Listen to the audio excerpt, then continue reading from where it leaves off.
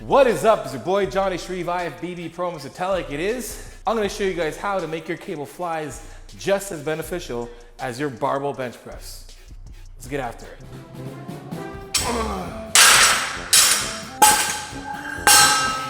Okay, before you guys lose your mind in the comment section, let me explain.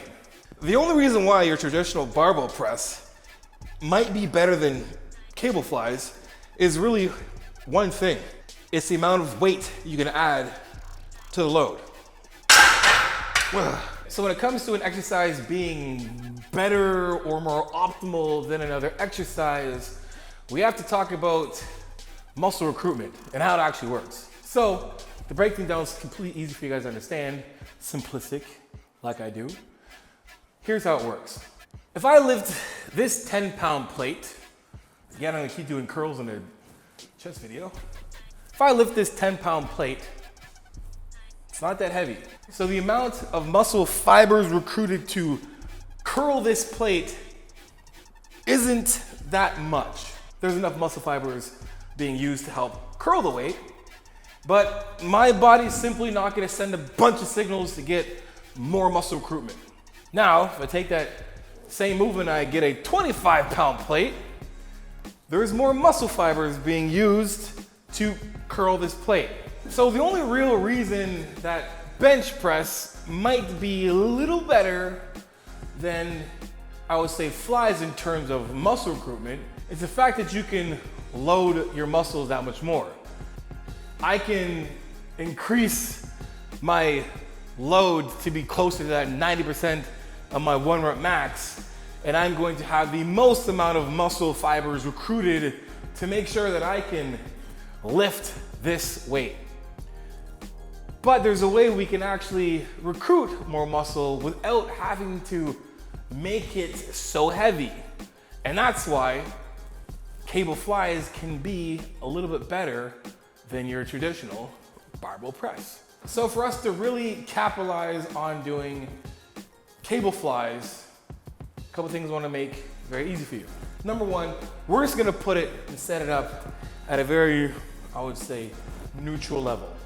It's not neither high nor low, it's right in the middle, similar to, I would say, a regular bench press. We're gonna keep things consistent. So first things first, when it comes to cables, we're gonna get more constant tension on the muscle. Yes, I know if you're doing barbell pressing on your back, you're gonna get some tension in your muscle, but only when your elbows basically crack and come down. When it comes to cable flies, you understand that the cables are going to be challenging our chest in the way it's intended, because our chest primarily does shoulder horizontal adduction.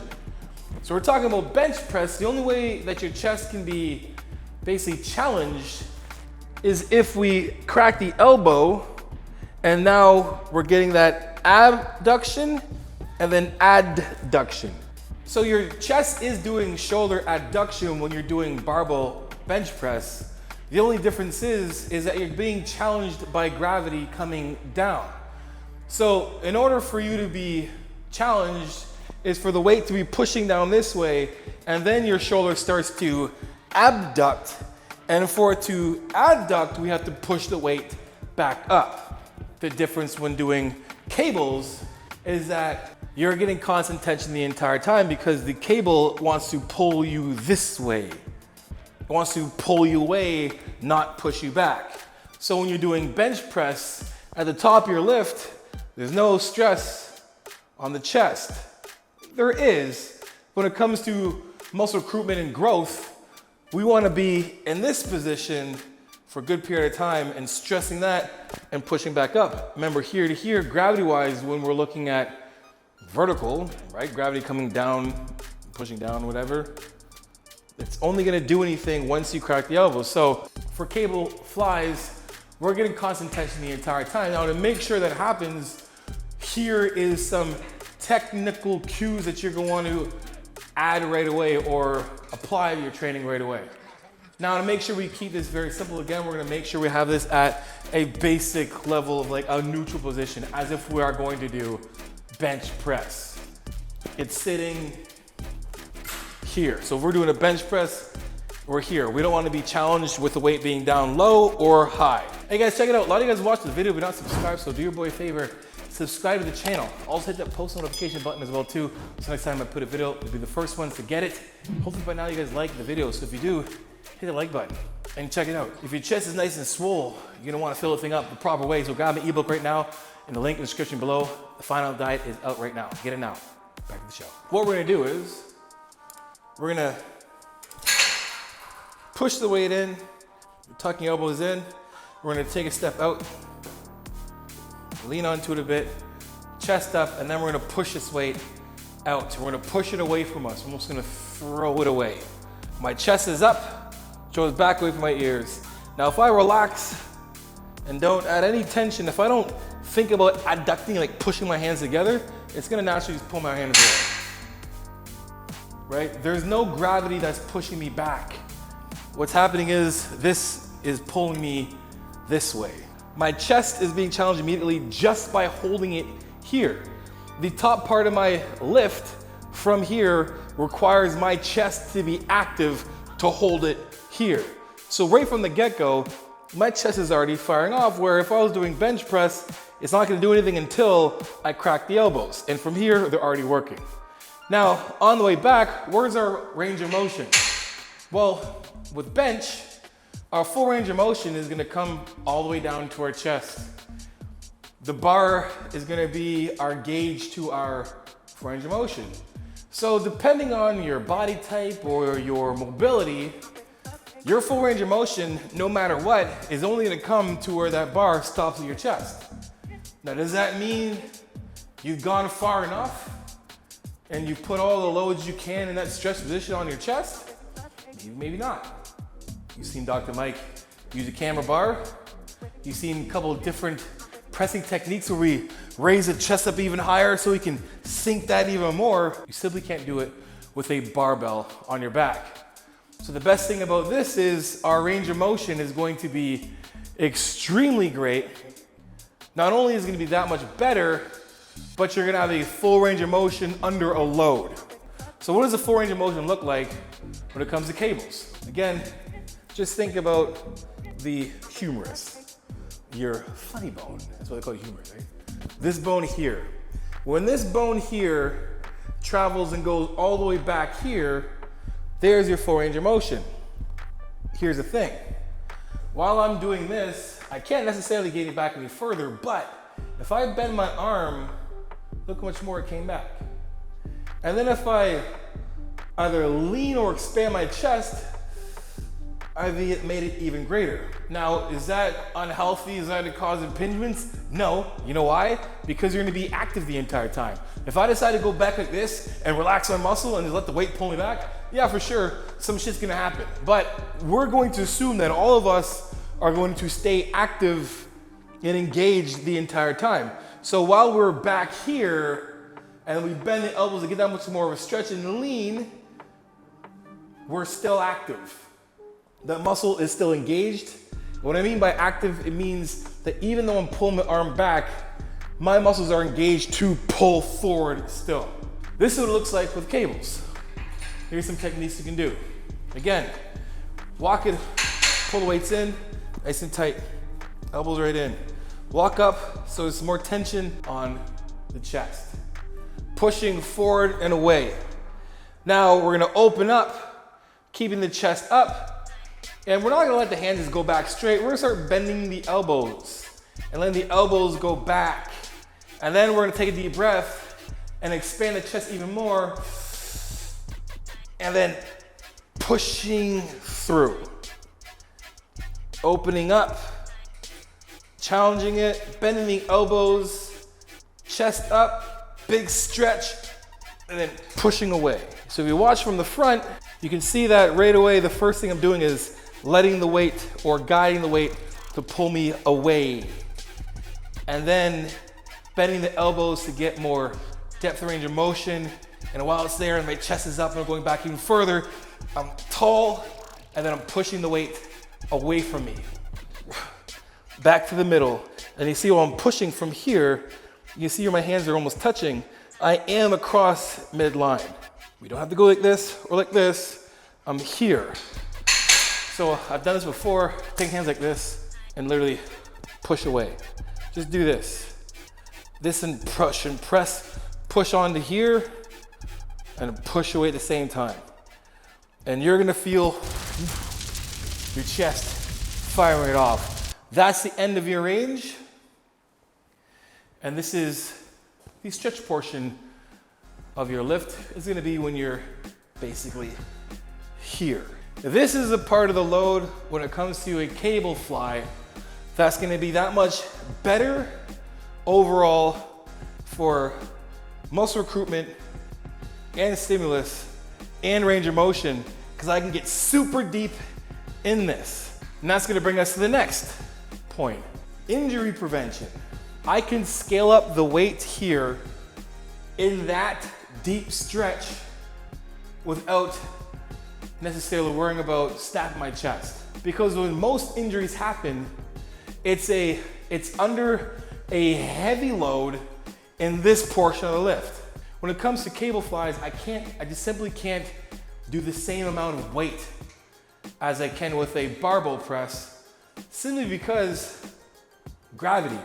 I'm on my back, I can put 200, 300, 400 pounds, and I can use the leverage of me being on a bench and pushing myself into the ground.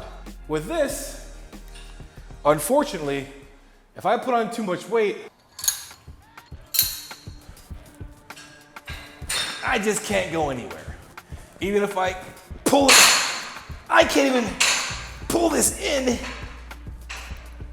to be able to perform it. So on one hand, it's a good thing, because for me to get in that deep stretch and the deep range of motion, I simply cannot add a weight significant enough that would put me at risk of being injured. And at the same time, I simply won't be able to recruit as much muscle as I can if I did barbell bench press. But here's how we can recruit that much more muscle. Two things are gonna help with that. Number one, obviously the amount of weight that you're using. Two, intensifying the weight that you're using. So basically, take your reps to either failure, either in a straight set or by using some kind of set intensifier. And that's how we make this movement almost just as good as doing your barbell flat press. So here's what we're gonna do. Okay, so you're gonna do these few things to make your cable flies that much better and really close to being better than your flat barbell press. Now, I would just not do flat barbell press in the first place and just do incline and this and it'd be cool. Either way, here's what we're gonna do.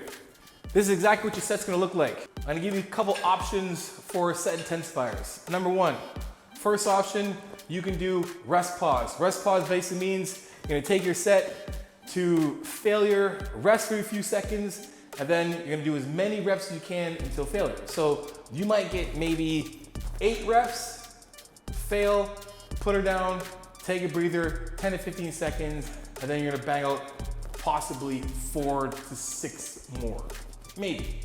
So here's how you're gonna make this just as hard or better than doing your flat bench. Couple of things. You're going to copy exactly my tempo, where I emphasize the stretch and the pause of that rep and the amount of reps I'm gonna do. Again, you can use a few different types of set intensifiers that'll be good. You pick. You can either do a rest pause, you can do mile match reps, or you can do a drop set. For me, when it comes to doing this, I like doing drop sets. Regardless, you're gonna make this hard by making sure that you do exactly what I'm saying in terms of your body posture, your tempo, where you're gonna pause in that range of motion, in that contraction, and then the actual intensifier itself. So here's how it looks. Again, pulling the weight in, stepping out, pushing the weight out, shoulders back away from your ears. You're gonna open this thing up slow, 1001, 1002. Once it gets close to here, 1003, big breath in, and your pause here. It's just a stretch, you're engaged, and then we're throwing it away, and then back down.